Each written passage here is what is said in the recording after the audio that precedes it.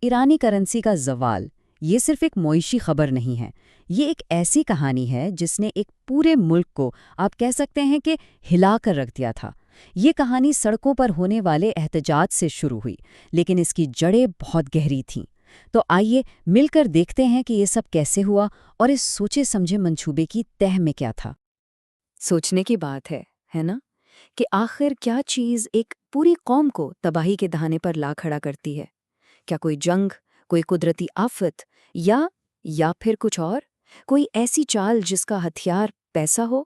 ایک ایسا ہتھیار جو نظر تو نہیں آتا لیکن اس کی چوٹ ہر گھر، ہر فرد محسوس کرتا ہے۔ تصور کیجئے، تہران کی سڑکیں ہیں، دسمبر کا آخری ہفتہ ہے اور ہر طرف آگ لگی ہوئی ہے۔ لوگ غصے سے بھرے ہوئے ہیں، حکومت کے خلاف نعرے لگ رہے ہیں۔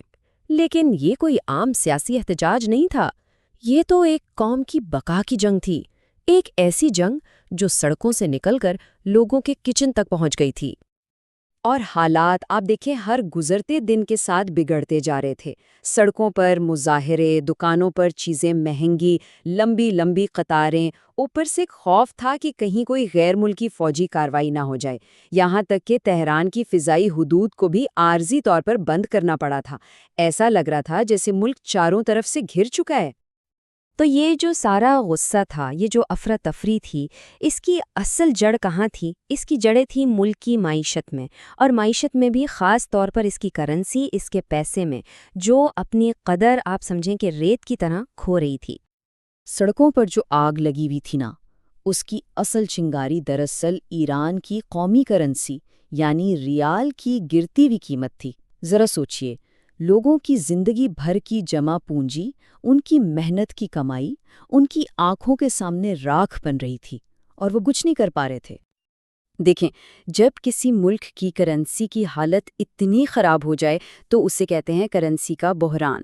اور یہ صرف یہ نہیں ہوتا کہ پیسہ سستا ہو گیا، نہیں، یہ تو ایک معاشی زلزلے کی طرح ہوتا ہے جو اپنے ساتھ مہنگائی کا ایک ایسا سیلاب لاتا ہے جو پورے کے پورے معاشرے کو اپنے ساتھ بہا لے جاتا ہے۔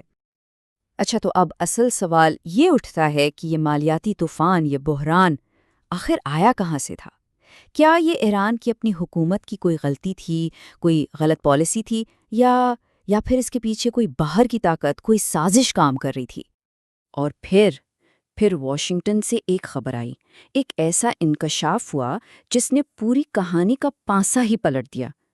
پتہ چلا کہ یہ کوئی قدرتی آفت نہیں تھی، بلکہ یہ ایک بہت سوچی سمجھی چال تھی۔ جی ہاں، خود امریکی وزیر خزانہ نے یہ مانا کہ ان کے محکمے یعنی ٹریجری ڈپارٹمنٹ نے جان بوجھ کر ایران کے اندر ڈالر کی کمی پیدا کی تھی۔ یہ کوئی حادثہ نہیں تھا، کوئی اتفاق نہیں تھا، یہ ایک باقاعدہ منصوبہ تھا، اور اس ایک اعتراف نے آپ کہہ لیں کہ سارا منظرنامہ ہی بدل کر رکھ دیا۔ تو اس کا مطلب کیا ہوا؟ مطلب یہ کہ ایران میں جو کچھ ہو رہا تھا وہ اندرونی مسائل سے زیادہ ایک بیرونی طاقت کی چلائی ہوئی معاشی جنگ کا نتیجہ تھا۔ ایک ایسی جنگ جس کا ایک ہی مقصد تھا، ملک کو معاشی طور پر گھٹنوں پر لانا۔ اچھا، تو یہ حکمت عملی کام کیسے کی؟ اسے آپ ایک ڈومینو ایفیکٹ کی طرح سمجھ سکتے ہیں۔ جانتے ہیں نا، جب ایک ڈومینو گرتا ہے تو وہ اپنے ساتھ لائن میں لگے باقی سب کو بھی گرا دیتا ہے۔ تو آئیے دیکھتے ہیں کہ یہاں وہ کون سے ڈومینوز تھے جو ایک ایک کر کے گرے۔ تو پہلا قدم کیا تھا؟ جان بوجھ کر مارکیٹ سے ڈالر غائب کر دیے گئے، یعنی ڈالر کی قلت پیدا کی گئی۔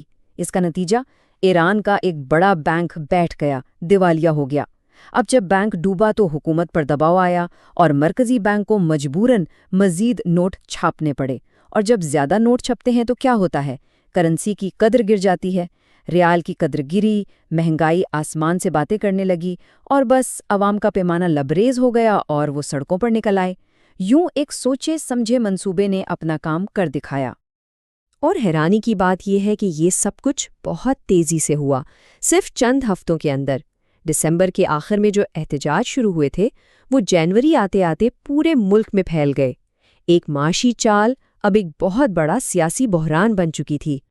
تو کیا ہم یہ کہہ سکتے ہیں کہ یہ ایک نئے قسم کا ہتھیار ہے، ایک نئی قسم کی جنگ، جہاں ٹینک، میزائل یا بم نہیں بلکہ ہتھیار ہے ڈالر اور معاشی پالیسیاں؟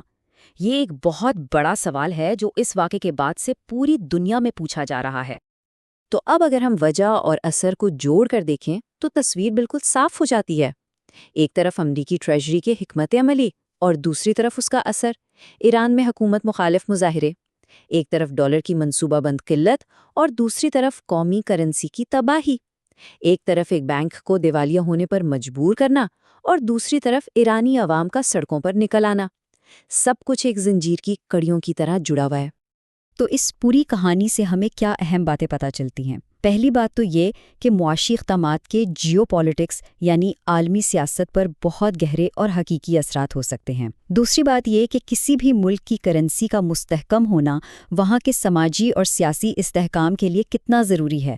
اور تیسری اور شاید سب سے اہم بات یہ کہ ایک غیر ملکی طاقت نے یہ تسلیم کیا کہ اس نے دوسرے ملک میں اندرونی بے چینی پھیلانے میں براہ راست کردار ادا کیا ہے۔ تو آخر میں ہم اس ایک سوال پر آ کے رکتے ہیں، کیا معاشی جنگ ہی بین الاقوامی جھگڑوں کا نیا چہرہ ہے؟ کیا مستقبل کی جنگیں میدانوں میں نہیں بلکہ اسٹاک مارکیٹس اور بینکوں میں لڑی جائیں گی؟ اس سوال کا جواب شاید ہمارے آنے والے کل کی شکل طے کرے گا۔